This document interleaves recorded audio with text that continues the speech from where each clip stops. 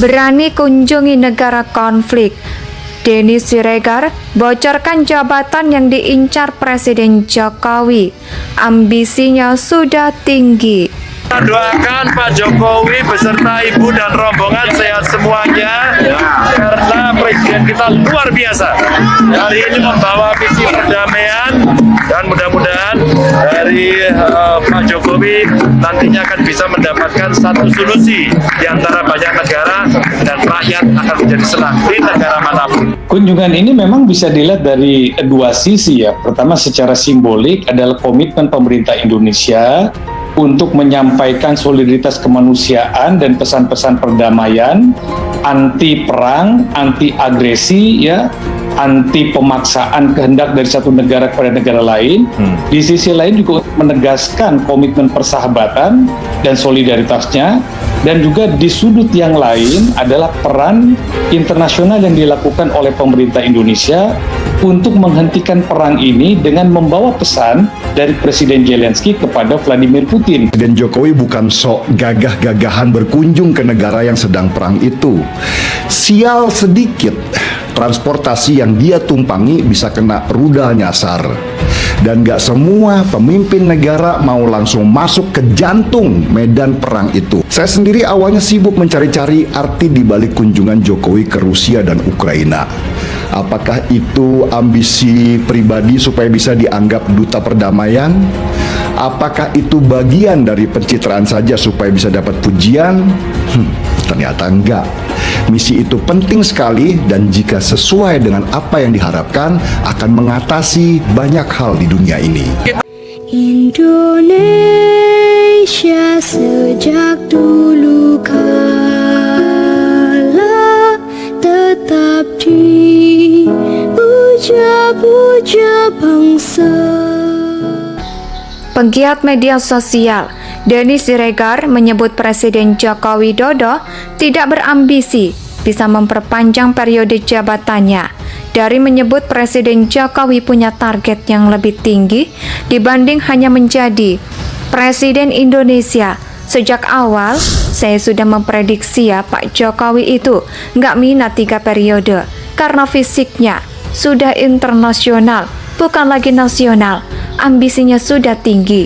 Jadi Sekjen PBB, kata Denny Siregar, hanya saja Presiden Jokowi menurut Denny ingin mencari sosok presiden yang sesuai dengan visi dan misinya.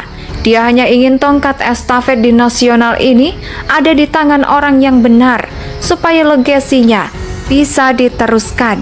Diketahui Presiden Jokowi menjelang akhir jabatannya di periode kedua sering diisukan berambisi untuk memperpanjang jabatan. Namun demikian dibantah langsung oleh mantan Gubernur DKI Jakarta itu. Selain itu, Presiden Jokowi juga mulai disorot oleh dunia berkat mantan wali kota Solo itu. Indonesia terpilih menjadi presiden di G20. Dan terbaru Presiden Jokowi mengunjungi Ukraina dan Rusia yang tengah berseteru panjang ataupun berperang. Jokowi disebut-sebut menjadi juru damai negara.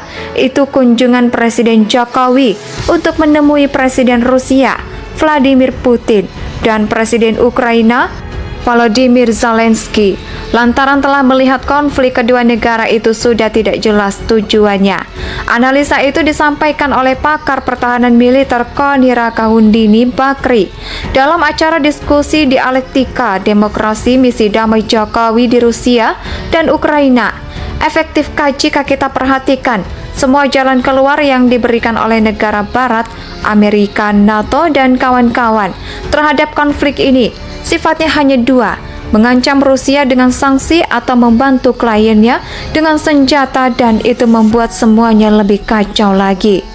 Menurut Koni, perang yang terjadi antara Rusia dan Ukraina ini sudah tidak jelas lagi tujuannya, sehingga membuat Presiden Jokowi turun tangan untuk mendesak kedua negara melakukan gencatan senjata. Kenapa? Karena tadi akhirnya perangnya sudah tidak jelas, perang antara siapa dan siapa, dan untuk lahir batin ini adalah sepertinya masalah kehormatan.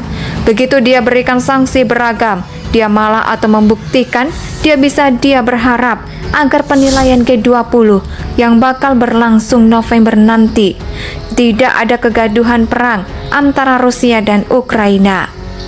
Bagaimanapun jangan sampai membiarkan pesta G20 yang berstatus dan beratus meeting itu pada endingnya dibalik kalau tidak ada yang hadir. Makanya kemarin ketika Perdana Menteri Inggris menyatakan tidak boleh memberikan G20, itu kita harus syukuri. Selain itu, kata Koni, Indonesia juga harus menyambut baik dari kunjungan Presiden Jokowi ke Parlemen Italia, sebab 7% anggota parlemen tidak lagi setuju negara-negara NATO membantu senjata ke Ukraina.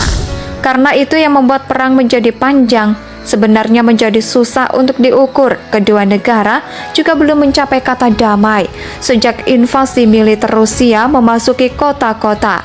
Diklaim beberapa kota Ukraina juga telah jatuh ke tangan Rusia. Namun Ukraina tak tinggal diam. Militernya dibantu Barat dan NATO terus melakukan perlawanan kepada Rusia. Situasinya masih penuh ketegangan. Ini justru membuat Presiden Republik Indonesia Joko Widodo melakukan kunjungan kerja ke Ukraina. Presiden Jokowi hendak melakukan pertemuan langsung dengan Presiden Ukraina Zelensky, dan pertemuan Presiden Jokowi ke Ukraina tak lepas dari ancaman keamanan. Ya, Jokowi mendapat ancaman rudal Rusia, pasukan klub, hingga resiko Vladimir Putin, di mana kunjungan Presiden Jokowi ke Ukraina dan Rusia terus menjadi sorotan. Perlu diwaspadai pasukan Pas Pampres dan juga komunitas intelijen Indonesia yang mengawal resiko. Pertama, kata dia, teori keamanan kolateral damage atau dampak yang tidak disengaja. Ia pun kemudian mencontohkan insiden ledakan yang terjadi di ibu kota Ukraina, Kiev, pada Minggu pagi. Rudalnya belum tentu ditujukan kepada Presiden Jokowi, akan tetapi karena berada di kota yang sama, terjadilah kolateral. Jadi ini ancaman resiko keamanan pertama, yang primer, harus diwaspadai oleh teman-teman yang melekat pada Jokowi. Indonesia melakukan kunjungan ini dengan berpegang teguh pada politik luar negeri.